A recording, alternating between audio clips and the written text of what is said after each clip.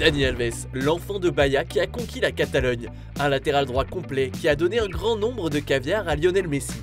Marcelo, le carioca de Rio de Janeiro, dont la coupe de cheveux et la patte gauche ont fait rêver les supporters du Real Madrid.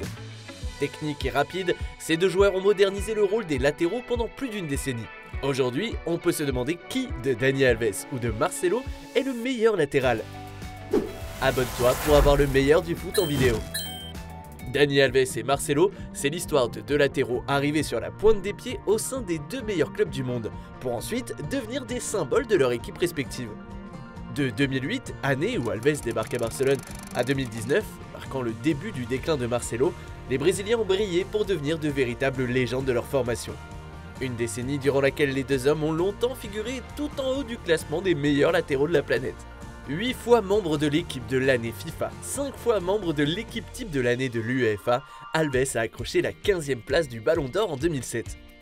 6 fois présent dans la start list de la FIFA, 3 nominations dans l'équipe type de l'année de l'UEFA, Marcelo a lui terminé à la 16e place du Ballon d'Or en 2017.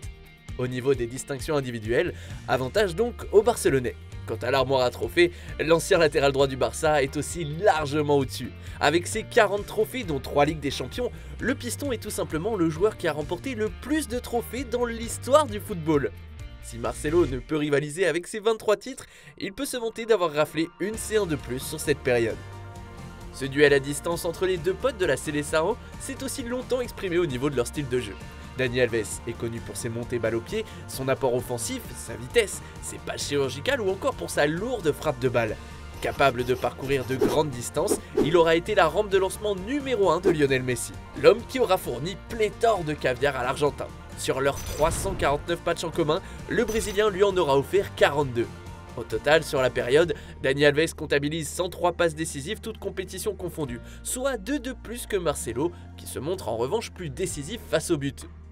Le Madrilène s'inscrit lui aussi dans la lignée des grands latéraux brésiliens très portés vers l'avant. Considéré comme le successeur naturel de Roberto Carlos, le bonhomme d'1,74 m est un défenseur particulièrement technique balle au pied. Combatif, vif et excellent dans les petits périmètres, le Brésilien a longtemps fait des ravages sur son flanc gauche. Peu à l'aise défensivement durant ses premières années au Real, Marcelo étoffera progressivement son jeu dans ce secteur. Au niveau tactique, les deux Brésiliens se sont régalés dans les 4-3-3 de leurs entraîneurs respectifs. Ces systèmes qui prônent la possession leur auront permis de se projeter, donnant ainsi plus de liberté à Messi et Cristiano Ronaldo. Côté défense, le latéral barcelonais réussit ses tacles et interceptions plus souvent que le madrilène. Mais l'essentiel est ailleurs. Au-delà des chiffres, ce sont bel et bien les deux joueurs qui auront permis de révolutionner le poste de latéral et permis l'essor du piston moderne. Il suffit de regarder des équipes avec des blocs hauts, comme le Liverpool de Klopp, pour s'en rendre compte. À la fois hommes de l'ombre mais aussi véritables symboles de leur club, les deux hommes auront enfilé plusieurs casquettes durant leurs meilleures années. Alves et Marcelo, ce sont deux auras spontanées, deux leadership naturels, deux personnages appréciés dans le vestiaire pour leur bonne humeur et leur professionnalisme.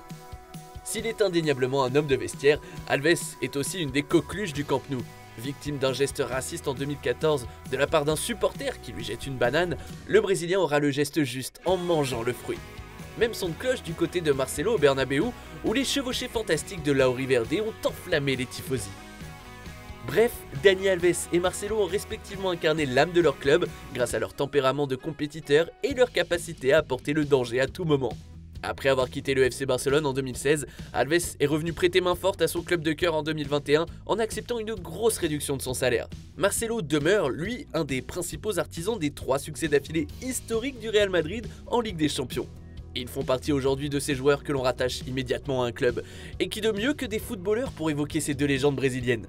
His contribution to the team is fantastic and he's been a pivotal player for Barca. Pouco de Guaraná, pouco não pode, os jogadores não bebem e não fumam.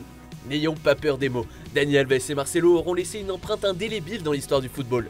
Affirmer qui est le meilleur entre les deux reste malgré tout subjectif. Cela dépend des goûts et des affinités de chacun. Une chose est sûre, évoluer contre ces deux mastodontes à leur apogée n'était pas une partie de plaisir.